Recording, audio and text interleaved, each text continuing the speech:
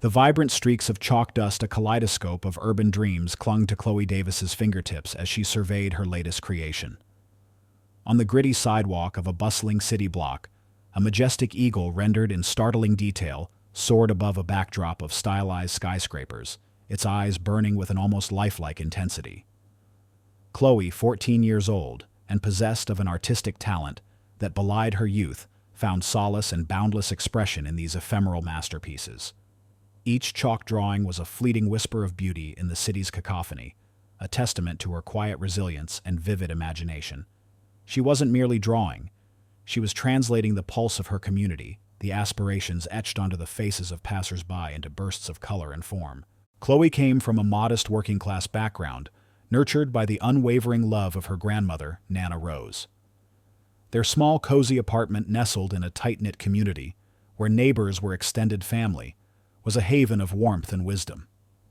Nana Rose, with her gentle hands and eyes that held generations of stories, had instilled in Chloe a profound sense of responsibility and a deep respect for hard work. Chloe harbored a quiet yearning to prove her worth to her often absent but deeply beloved mother, Dr. Eleanor Vance. Chloe knew her mother was a high-level corporate executive, perpetually busy, always traveling for Ether Corp, a mysterious tech giant whose name shimmered with an almost mythical aura in Chloe's young mind. Chloe didn't merely say she was responsible and kind. She simply was. Every afternoon after school, she diligently helped Nana Rose with chores, her small hands scrubbing floors with an earnestness that belied her age, or carefully tending to Nana's small potted herb garden on the fire escape. She was the unofficial errand runner for the elderly neighbors in their building, fetching groceries or prescriptions, her youthful energy a cheerful presence in their quiet lives. Just last month, she'd spent countless hours quietly tutoring younger kids in her building, patiently explaining complex math problems, or helping them with reading, her calm demeanor, a comforting anchor for their restless minds. When the local community center needed decorations for their annual summer fair, it was Chloe who spent days without a word of complaint, creating vibrant banners and whimsical chalk art on the concrete entrance, her work drawing smiles and appreciative murmurs from everyone who passed by. She was a silent pillar of her community, her acts of kindness a natural extension of her generous spirit. A subtle detail often unnoticed by Chloe herself hinted at the true scale of her mother's world. Tucked away in a dusty photo album on Nana Rose's bookshelf was an old, slightly blurred photograph. It showed her mother much younger, her elegant profile caught in a moment of triumph as she received an award. The background was a dazzling blur of flashing cameras, spotlights, and impeccably dressed figures, hinting at a lavish, high-profile corporate event that Chloe, in her innocent understanding, couldn't fully comprehend. Sometimes when her mother was briefly home, she'd bring gifts, not just toys or clothes, but sophisticated art supplies or limited-edition tech gadgets that seemed unusually luxurious for a busy executive. These gifts prompted a quiet wonder in Chloe about the true scale of her mother's position, a silent question about the world her mother inhabited. The truth, a fact Chloe was blissfully unaware of due to her mother's deliberate efforts to shield her from the glare of immense wealth and power, was that Dr. Eleanor Vance was not just a high-level executive. She was the CEO of Ether Corp, a global tech behemoth whose diverse holdings included telecommunications, artificial intelligence, cutting-edge software development, and critically for this story, a major national retail chain known as Nexus Solutions. Eleanor Vance was a visionary leader, a titan whose decisions shaped markets and influenced millions, yet she had chosen to give her daughter a grounded upbringing far from the gilded cages of privilege. The summer holidays had just begun, and with them came an exciting, nerve-wracking opportunity for Chloe. She had been invited to showcase her street art at a prestigious youth art competition, a significant step towards her dream of becoming a professional artist. To prepare, she needed specific high-quality art supplies, professional-grade chalk pastels, specialized fixatives, and a new, larger sketchbook. These were expensive, far more than Nana Rose's modest pension could comfortably afford. One quiet evening, as the sun dipped below the city skyline, painting the clouds in shades of fiery orange and purple, Nana Rose sat Chloe down. "My darling," she said, her voice soft, her eyes warm and crinkling at the corners. "Your talent, it's a gift from above, and dreams, they need tending." She reached into her apron pocket and pulled out a small, intricately carved antique silver locket, its surface smooth and warm from years of being handled. This belonged to my grandmother. It's seen many a hard time and many a dream come true. If you need to, you can sell it, to buy your paints, your canvases, whatever your heart desires. Your art that's more valuable than any silver." Then, from another pocket, Nana Rose produced a small, slightly worn EtherCorp gift card. It was an old promotional item her mother had given her years ago, a piece of plastic with a subtle, futuristic design and the prominent EtherCorp logo. "And this," Nana Rose added, a playful twinkle in her eye.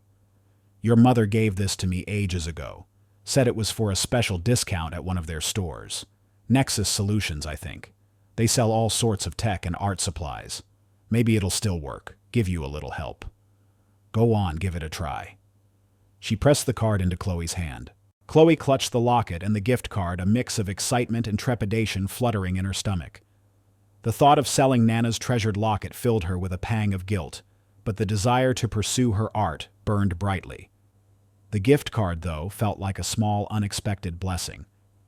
She hadn't realized EtherCorp owned retail stores, and the card felt like a tangible, if small, connection to her perpetually busy mother.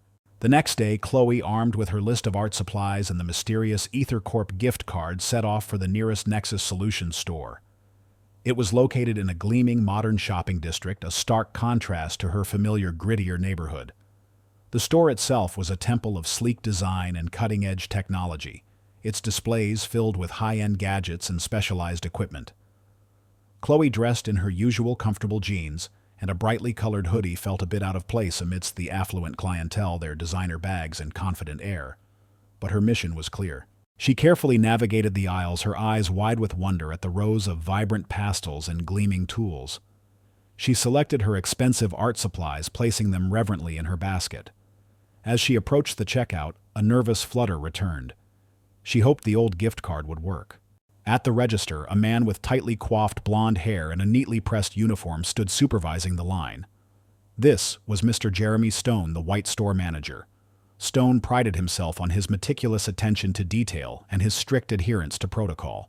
He was a man with an ingrained distrust of anything that deviated from his narrow perception of normalcy, and this often translated into a deep-seated implicit bias, especially towards young, especially minority customers whom he viewed as potential shoplifters or fraudsters. He noticed Chloe immediately, a young black girl alone with a basket full of expensive art supplies and an air of quiet concentration that to his suspicious mind seemed unusual. He saw the old, unusual gift card she pulled out, and his internal alarms blared. He knew instantly that he had a situation. He prided himself on his sharp instincts, which in reality were fueled by his deep-seated prejudices. Chloe, trying to appear confident, placed her basket on the counter. "Hi," she said, her voice a little shy. "I'd like to use this gift card, please." She offered the EtherCorp gift card to the cashier. Stone, who had been watching, immediately stepped forward, pushing the cashier aside. He snatched the card, scrutinizing it, then Chloe with undisguised suspicion. His lip curled slightly. "What is this?" he demanded, his voice sharp and loud, designed to intimidate. "This card looks unusual. Where did you get this, little girl?" He already had his conclusion based purely on his bias. Naomi felt a cold knot tighten in her stomach. The confident warmth of the store evaporated, replaced by a sudden chilling dread. My grandmother gave it to me," she stammered, her voice suddenly small. "She said it was from EtherCorp." Stone scoffed, a dismissive sound that echoed through the otherwise hushed store. He held the card up as if it were a dirty rag. "EtherCorp, this is a Nexus Solutions store, and this card," he declared, his voice ringing with false authority, drawing the attention of nearby shoppers, "is clearly invalid, possibly fraudulent. I'm afraid I can't accept this." He looked at her basket of expensive supplies, then back at her. "And quite frankly, I find it highly suspicious that a child your age would have such an unusual card and be attempting to purchase such expensive items. Are you sure you're not trying to, shall we say, acquire these items without proper payment?"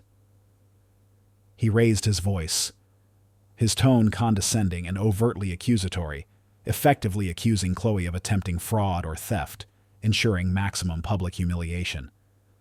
The words hit Chloe like a physical blow, assaulting her dignity, her sense of honesty, and her budding artistic dreams. For the first time, she felt the raw, ugly sting of prejudice directed personally at her, a profound injustice she never thought she'd experience. The bustling hum of Nexus Solutions seemed to amplify Mr. Jeremy Stone's accusatory voice, making Chloe Davis feel as though every eye in the store was drilling into her.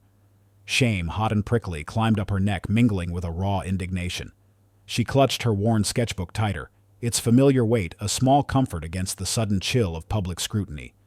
Her grandmother, Nana Rose, had always taught her to speak her truth with dignity, even when it was difficult. That quiet lesson now became Chloe's anchor in the swirling chaos of Stone's accusations. "Sir, it's not fake," Chloe insisted, her voice trembling slightly but firm. "My Nana gave it to me. She said it was from my mom from EtherCorp." She extended her hand, offering the gift card again, as if by closer inspection he might finally see its legitimacy. "I can call her, she can tell you." Stone, however, cut her off with a dismissive wave of his hand, his patience clearly exhausted by what he perceived as childish defiance. His face, usually a picture of controlled professionalism, was now tight with irritation, a slight red creeping up his neck. "That's enough. I'm not dealing with this fabrication. We have a zero-tolerance policy for fraud in this establishment, especially with items of this value." He gestured dramatically at her basket of expensive art supplies, implicitly reinforcing his suspicion that she, a young black girl, couldn't possibly afford them. He clearly believed that Chloe was attempting to defraud the store, and his deep-seated implicit biases were cementing that belief into an unshakable conviction.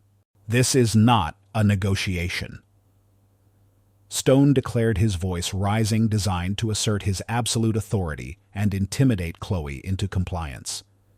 He paused, making sure he had the attention of the growing crowd of curious shoppers who had gathered, drawn by his loud pronouncements.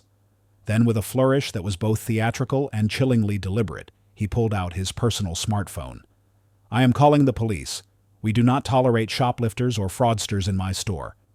He made the statement loudly, explicitly, ensuring everyone within earshot heard his accusations. His eyes bore into Chloe's, a silent warning that she was about to face the full force of the law. He fully believed this public display of authority would scare Chloe into confessing or fleeing, thereby validating his instincts. He was overtly racist in his mannerisms, the way he held her gaze, the dismissive gestures, the sneering tone, even if his words didn't explicitly use racial slurs. He emphasized Chloe's type and attitude, subtly broadcasting his prejudice. A wave of dread washed over Chloe. The police. The thought alone was terrifying. It wasn't just the personal humiliation, it was the potential consequences. A police record, even a false accusation, could crush her dreams of becoming a professional artist. It could shatter Nana Rose's trust and worry her beyond measure. Her fingers tightened around the antique locket, a desperate plea to its silent history. Just then, a figure moved from behind the tech display shelves and approached the checkout counter. It was Mr. Dwayne Jenkins, one of the store's security guards. Mr. Jenkins was a quiet, observant man, a veteran of the neighborhood who had seen Stone's patterns before. The way he treated certain customers, the quickness with which he escalated situations involving young people of color. He had been discreetly watching the unfolding confrontation, a knot of unease tightening in his gut. He knew Chloe from the neighborhood, from her beautiful chalk drawings that brought joy to the community. He had seen her helping Nana Rose, tutoring the kids. He knew she was a good kid. "Mr. Stone." Mr. Jenkins began, his voice calm, attempting to de-escalate without directly challenging his manager. "Perhaps we can handle this quietly. There might be a simple misunderstanding with the card. I can take a look at it." He moved to take the EtherCorp gift card, hoping to diffuse the escalating public spectacle. But Stone, riding high on his perceived authority, dismissed Jenkins with a contemptuous wave. He saw Jenkins as soft, perhaps even complicit in his leniency towards what Stone considered criminal behavior. "No, Jenkins. You just do your job. Call the police like I told you." Stone snapped, his arrogance reaching a peak. "This is my store and my protocol. I don't need your suggestions on how to handle clear cases of fraud." He then turned back to his phone, demonstratively dialing 911. Chloe's heart pounded. She looked at Mr. Jenkins, a silent plea in her eyes. The police. It was really happening. Panic began to set in. Then a faint memory surfaced, a last-ditch effort. Her mother, Dr. Eleanor Vance, had given her a small emergency contact card years ago.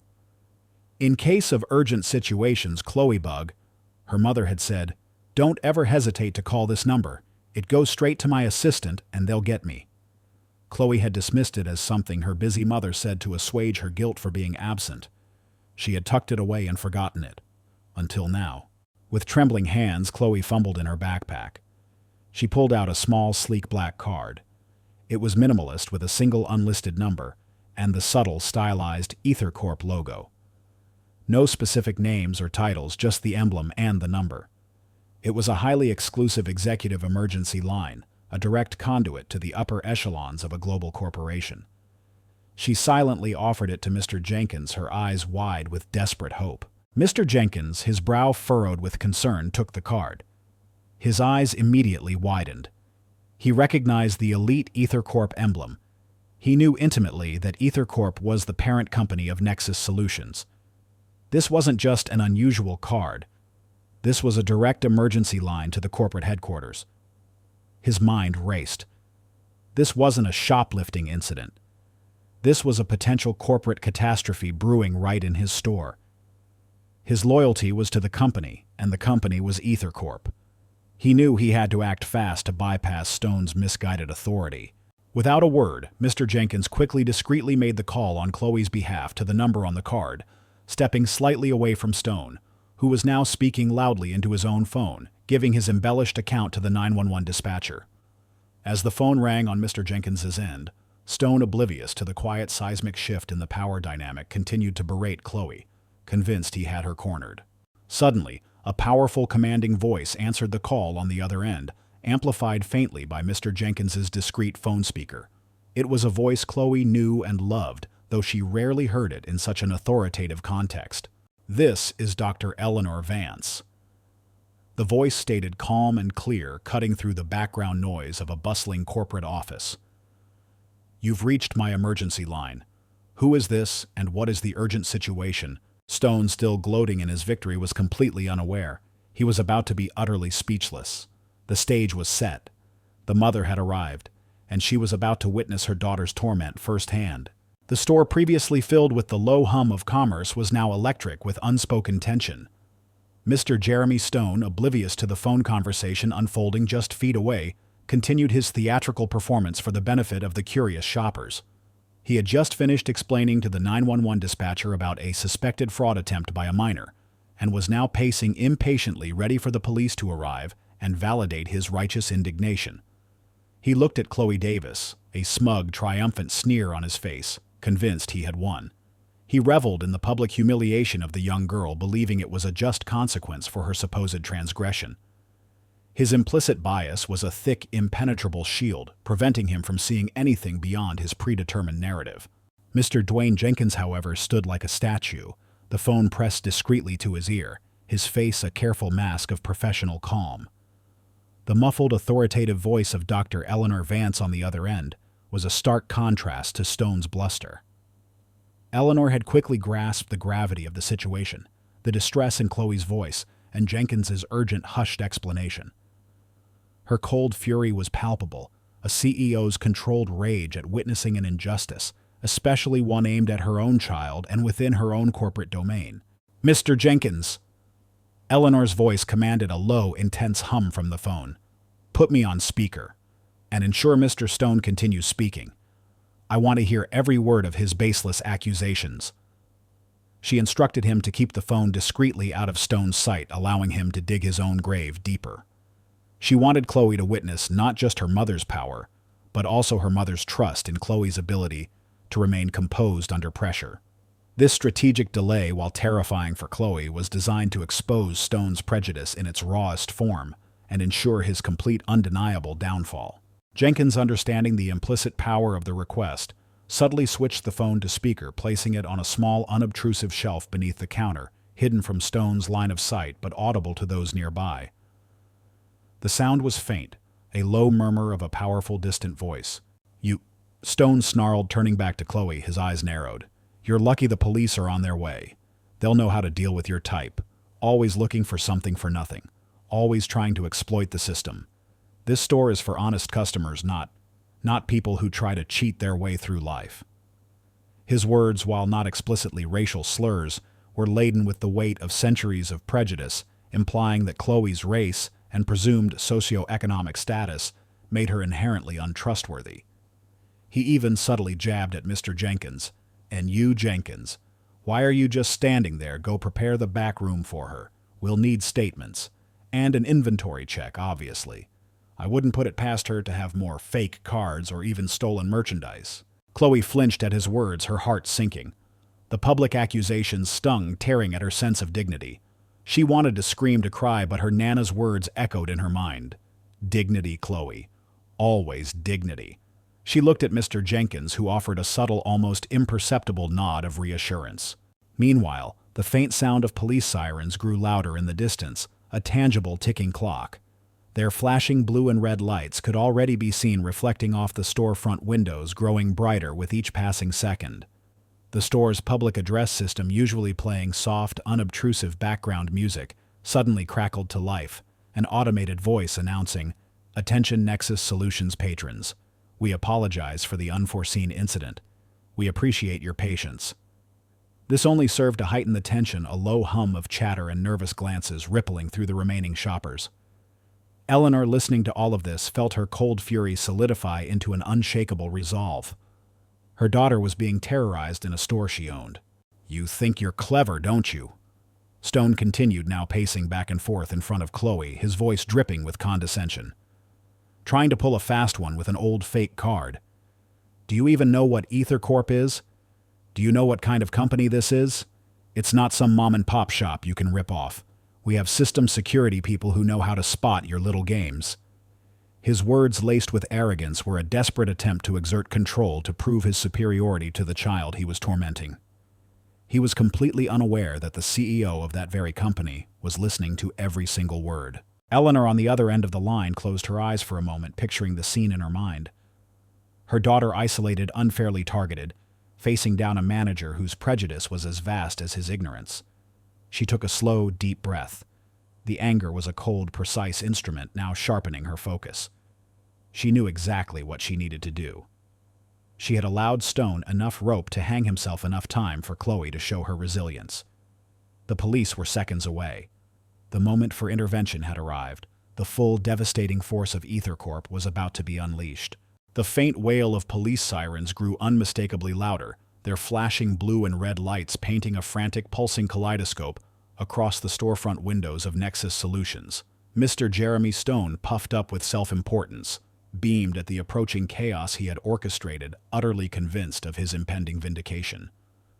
He adjusted his tie, preparing to deliver his triumphant statement to the arriving officers, already mentally composing the commendation he expected for his heroic act of thwarting fraud. His eyes, devoid of empathy, gleamed with a mix of prejudice and professional ambition. He saw only a problem to be solved, a box to be checked, and a promotion to be earned. The checkout area, usually a mundane space of transactions, had become a crucible of public judgment. Shoppers, their carts abandoned, huddled in small groups, their murmurs growing louder, a mix of curiosity, discomfort, and subtle judgment. Some whispered about the poor girl, while others, particularly those who shared Stone's implicit biases, nodded in agreement with his accusations, their expressions hardened by their own preconceived notions. The air was thick with the suffocating weight of unspoken expectations and the palpable tension of a brewing storm. Chloe Davis, standing alone at the counter, felt the full force of this public scrutiny. Her small frame seemed to shrink under the collective gaze, yet her chin remained stubbornly lifted, a testament to the quiet dignity Nana Rose had instilled in her. Dr. Eleanor Vance, listening intently through Mr. Dwayne Jenkins's discreetly placed phone, felt a cold, calculated rage solidify within her. She heard the rising murmurs of the crowd, the approaching sirens, the chilling confidence in Stone's voice. This wasn't just about a gift card anymore. It was about the systemic prejudice that allowed a manager in her company to publicly humiliate a child, her child based solely on his bias. This was a direct assault on everything EtherCorp stood for and everything she had painstakingly built. She pictured Chloe alone, vulnerable, yet holding her ground.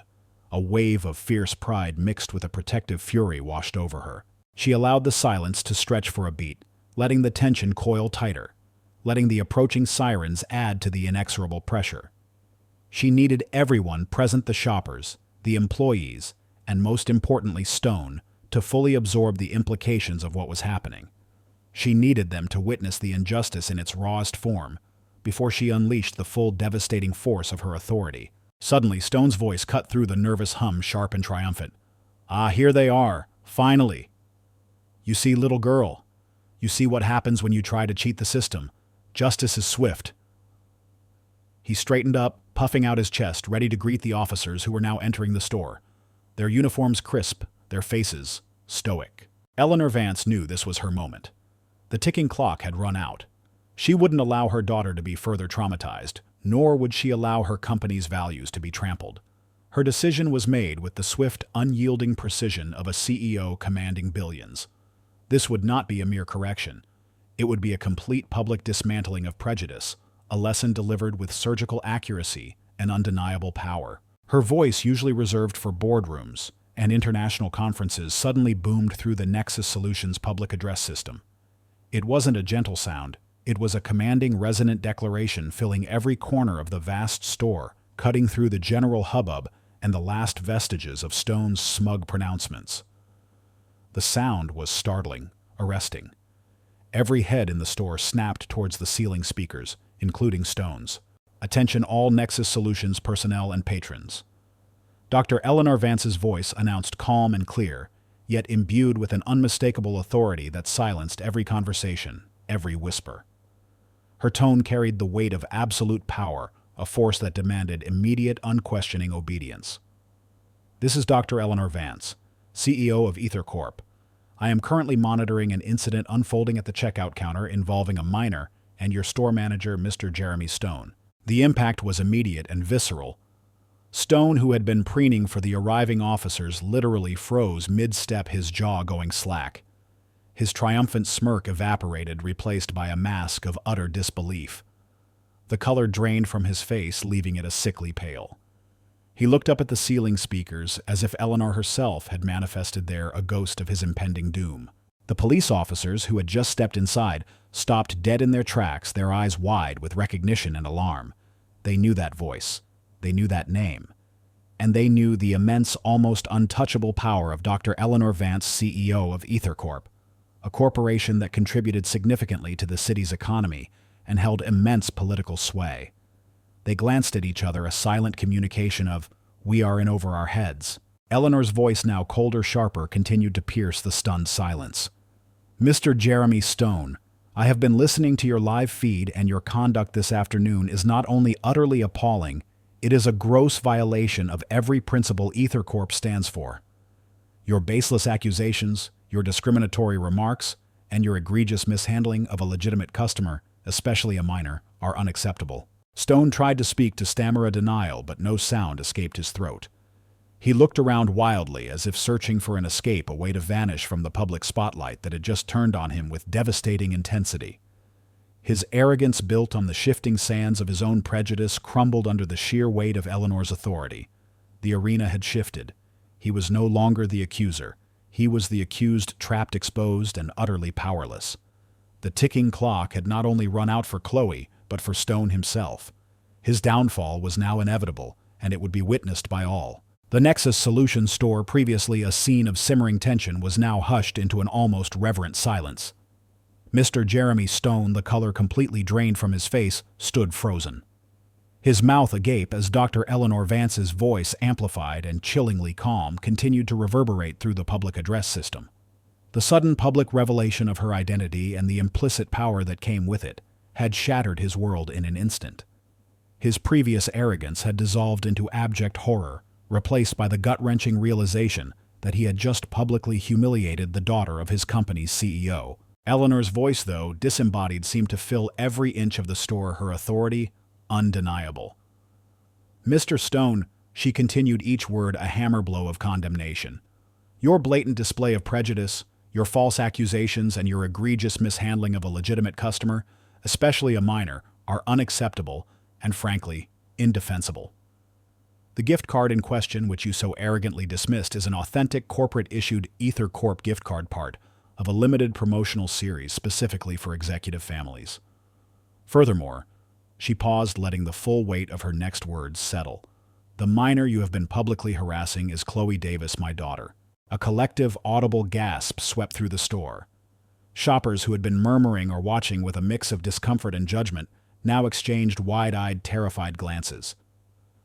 Whispers of "the CEO's daughter" rippled through the crowd, their expressions shifting from curiosity to utter astonishment, then to dawning shame as they realized they had been silent witnesses to such an egregious act of discrimination. The police officers who had entered the store seconds earlier now stood rigidly, their faces mirroring the widespread shock, their initial purpose completely derailed.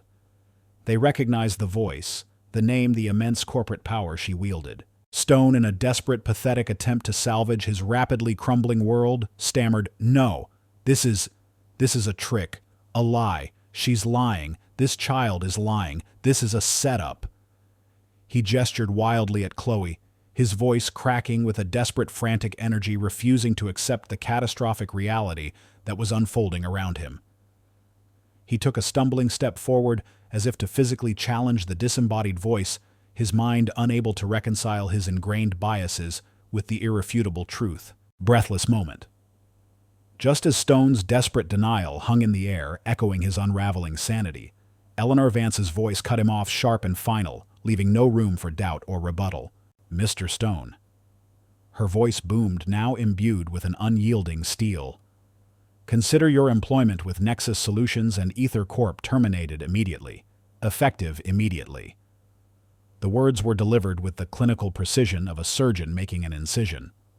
"Your actions today are a direct violation of our core values of respect, integrity, and inclusivity. We will be conducting a full internal investigation into your discriminatory practices, and I assure you any further attempts at harassment or defamation will be met with the full force of Ether Corp's legal department. You will be hearing from our legal team shortly regarding the full implications of your misconduct." She then turned her attention to the bewildered police officers, her voice softening slightly but retaining its unwavering authority. "Officers, this is Dr. Eleanor Vance. The situation here has been resolved. Mr. Jeremy Stone, formerly the store manager, has been terminated for gross misconduct and harassment.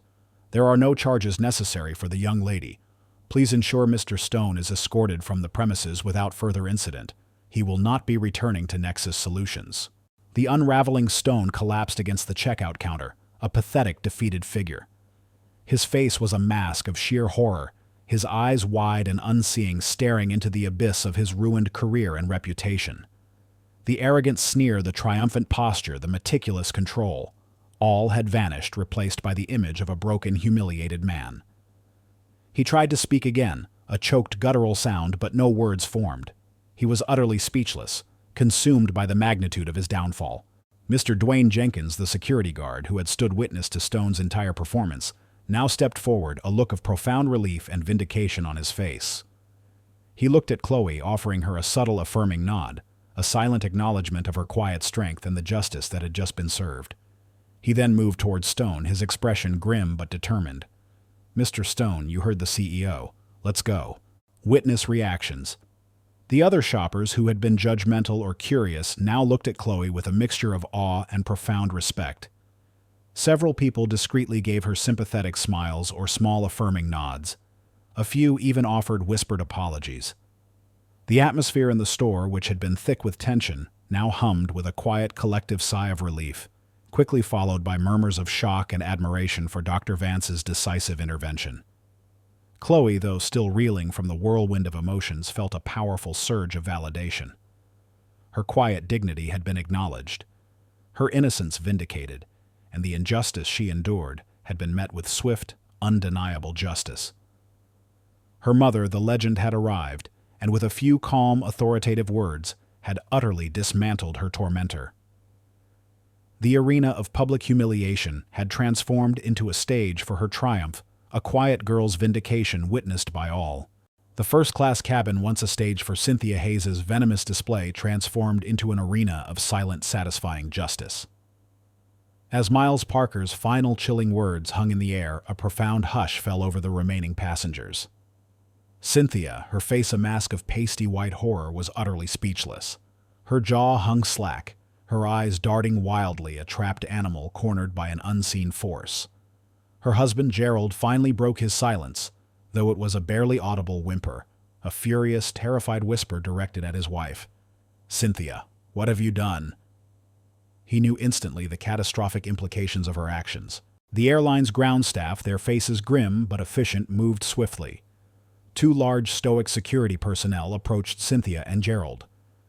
"Ms. Hayes, Mr. Hayes, you need to gather your belongings and come with us." One stated, his voice flat and unyielding. Cynthia, still in shock, could only manage a choked sound as she was gently but firmly guided from her seat. She glanced back at Miles, a look of impotent fury and utter defeat in her eyes, before she was led away, her public humiliation complete. The other passengers watched, a collective sigh of relief rippling through the cabin. The tension, which had been suffocating, finally broke, replaced by a quiet sense of catharsis. In the immediate aftermath, the repercussions for Cynthia Hayes were swift and devastating. The airline, eager to appease Omnicorp, issued an immediate lifetime ban for both Cynthia and Gerald Hayes from all their flights and partner airlines. Miles Parker, through Omnicorp's formidable legal and PR teams, ensured that the incident was quietly but firmly communicated through strategic channels within the corporate travel industry. News of Cynthia's blatant prejudice and subsequent blacklisting spread like wildfire among her peer group. Major corporate clients of Hayes Consulting Group, fearing association with such toxic behavior, began terminating contracts with alarming speed. Within weeks, Hayes Consulting Group, already on shaky ground due to Cynthia's volatile leadership, faced imminent financial ruin. Cynthia, facing not just professional and financial collapse but also intense social ostracization, spiraled into a bitter, isolated existence. A few months later, Gerald Hayes quietly filed for divorce, unable to reconcile with the public disgrace and the ruin of their life. Cynthia Hayes, the once proud lifestyle guru, was left with nothing but the bitter ashes of her own prejudice and arrogance, a stark fitting punishment for a life built on contempt. Meanwhile, Mr. Thomas O'Malley, the CEO of the airline, received a direct, unsparing phone call from Miles Parker shortly after the incident. O'Malley, a seasoned executive but prone to a certain corporate complacency, was initially defensive, stammering explanations about isolated incidents and rogue passengers. But Miles, his voice cool and unwavering, laid out the full scope of the airline's systemic failures: inadequate staff training on handling discrimination, a lack of clear protocols, and a culture that allowed a disruptive passenger to hold an entire first-class cabin hostage. He explained in no uncertain terms the grave implications for their multi-billion-dollar corporate contract with Omnicorp. The gravity of Miles's words slowly then powerfully sank in. O'Malley realized he was not just facing a disgruntled customer, he was facing a titan who held his company's very financial future in his hands. He was a Ngoy Hugh Lam person who misunderstood in the purest sense. Not malicious, but arrogant and complacent, blinded by the perceived invulnerability of his position. A wave of genuine remorse washed over him. He realized the depth of the humiliation Naomi and Miles had endured, and the systemic issues within his own organization that had allowed it to happen. "Mr. Parker," O'Malley finally said, his voice thick with uncharacteristic humility, I am profoundly sorry for what your daughter and you experienced on our flight. It is utterly unacceptable, a gross dereliction of our duty to our passengers. I see now that this was not just an isolated incident, but a symptom of systemic issues within our training and culture. I assure you this will be rectified immediately and comprehensively. O'Malley kept his word. Within days, the airline issued a heartfelt public apology to Naomi and Miles Parker, making headlines for its rare honesty and humility. Internally, he implemented a sweeping mandatory anti-discrimination training program for all airline staff, from ground crew to flight attendants to executive leadership.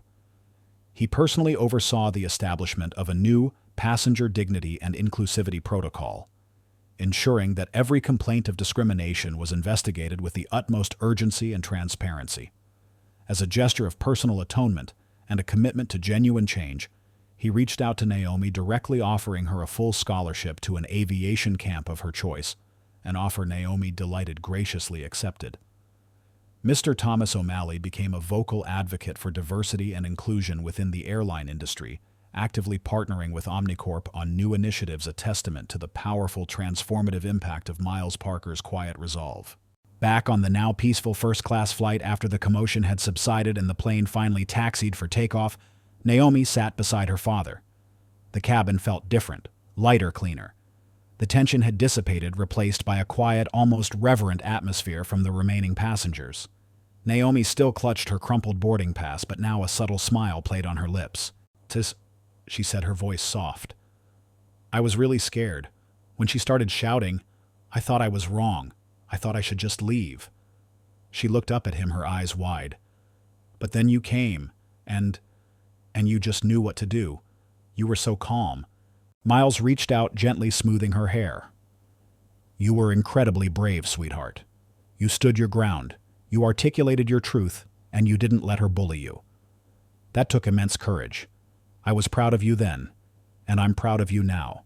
He then explained the deeper implications of the incident, not just as a personal slight, but as a symptom of systemic issues.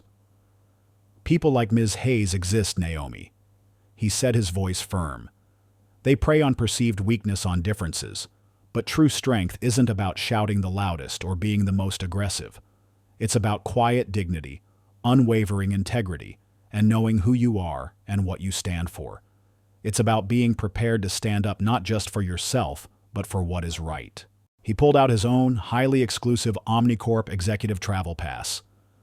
"This card, your card," he said, tapping it lightly. "It's not just about privilege, Naomi. It's about responsibility. It's about recognizing the power we have and using it not for personal gain or to intimidate, but to make sure that others, especially those who don't have a voice, are treated with fairness and respect." He smiled, a genuine warm smile. "You handled yourself with incredible grace today, little one. You're learning the lessons faster than I ever could have imagined." Naomi leaned her head against her father's shoulder, a profound sense of security enveloping her. The incident, while terrifying, had become a pivotal moment. It had strengthened her bond with her father, showing her the depth of his love and the reach of his influence. More importantly, it had subtly but profoundly boosted her confidence. She had faced down an aggressor, stood her ground, and witnessed justice unfold before her eyes. She realized the power of quiet dignity, the importance of standing up for oneself, and the profound impact of integrity. The fear had not vanished entirely, but it had been replaced by a quiet resolve, a new understanding of her place in the world, and a burgeoning desire to use her own intelligence and growing influence for good. The quiet hum of the plane's engines now felt like a prelude to a future filled with purpose. 7 years later, the morning sun, warm and golden, streamed through the expansive glass facade of the newly constructed EtherCorp Global Headquarters. It wasn't just an office building. It was a living monument to Chloe Davis's vision, meticulously brought to life under her mother's unwavering support. Rows of gleaming, transparent solar panels now adorned its roof and south-facing walls, silently harnessing the energy of the day. Inside, the design was open, collaborative, and infused with biophilic elements, living walls, natural light, and quiet zones for focused work. Beyond the bustling open-plan offices, a vibrant community outreach center, a public green space, and a cutting-edge ethical sourcing lab bustled with activity. The air hummed not with the sterile quiet of an old-world corporation, but with the innovative energy of collective purpose and shared ambition. EtherCorp, under Chloe's increasingly influential guidance, had solidified its position as a global leader in ethical technology and sustainable innovation, consistently outperforming its competitors and earning widespread acclaim, not just for its groundbreaking advancements, but for its unwavering integrity. Chloe Davis, now a confident, accomplished young woman of 21, stood at the precipice of a brilliant future. She had graduated at the top of her class from a prestigious university, earning a dual degree in business ethics and digital arts. Her mother's sharp intellect and strategic mind were clearly evident in her, tempered by her own profound empathy and a fierce commitment to social justice. She was poised to take on a significant leadership role within EtherCorp, not as a figurehead or an heiress, but as a formidable force for ethical innovation, ready to chart the company's next monumental chapter. Her personal life, once marked by the quiet solitude of an intellectual child, was now rich and fulfilling. While still valuing her quiet moments, she actively sought connection and collaboration.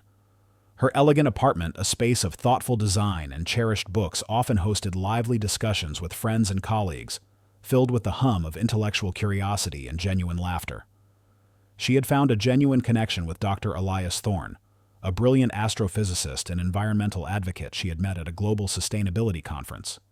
Elias admired her vision, shared her passion for a better world, and respected her fierce independence.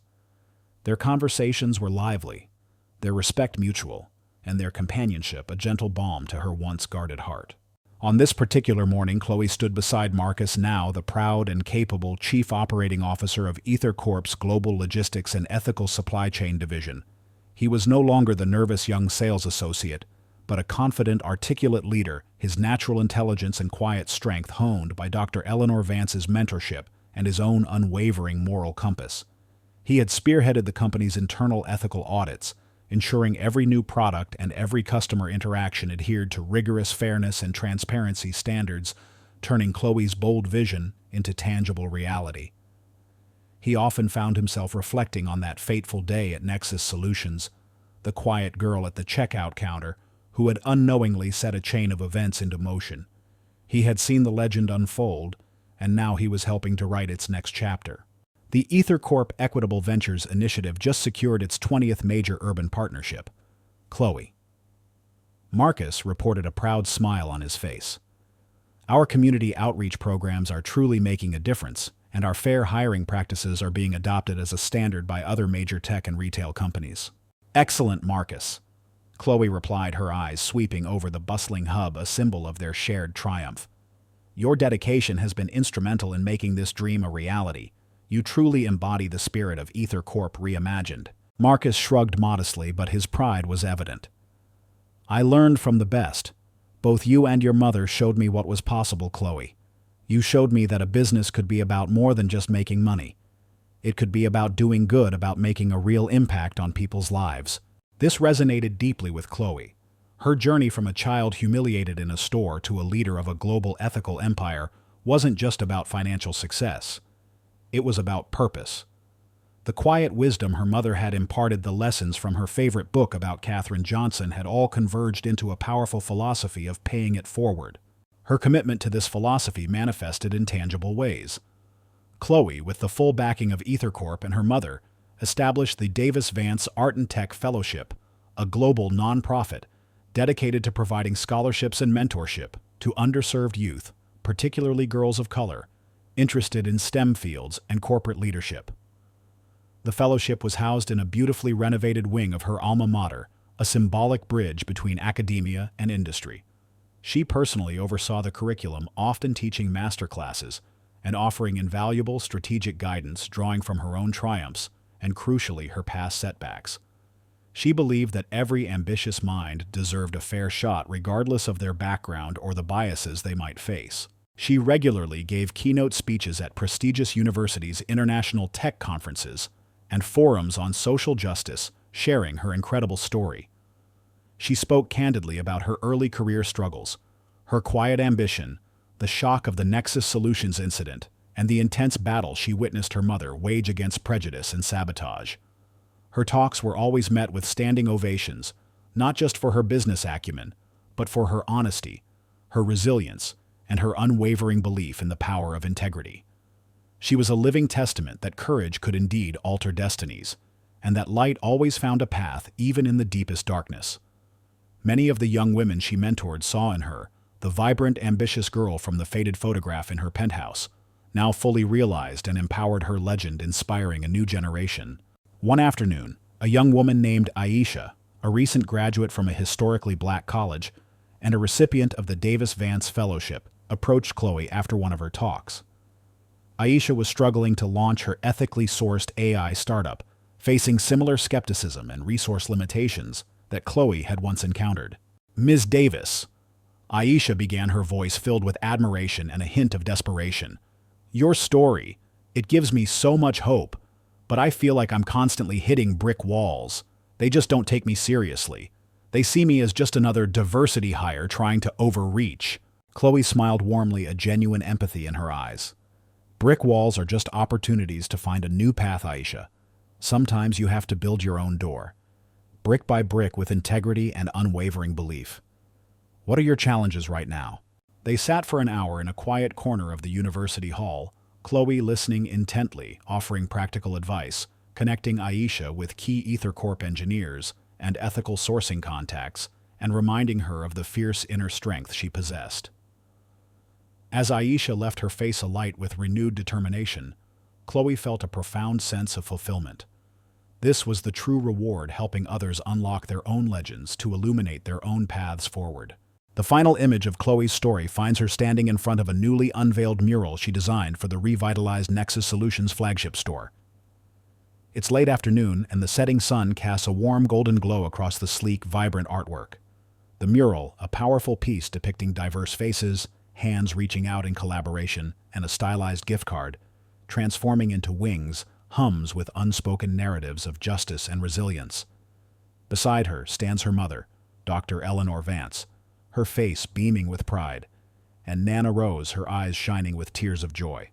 The Nexus Solutions store, once the arena of her humiliation, is now transformed into a welcoming community hub, bustling with diverse customers, a testament to Chloe's vision. Chloe smiles, a deep, contented smile that reaches her eyes. The incident with the manager, once a source of deep pain, has been transformed into the very genesis of her purpose, turning a moment of darkness into a lifelong spring of light and inspiration. If this story stirred your heart, if it reminds you that courage can alter destinies and that light always finds a path even in the deepest darkness, please leave a comment. Share this story with those who need inspiration. Like, subscribe, and hit the bell to never miss our upcoming stories.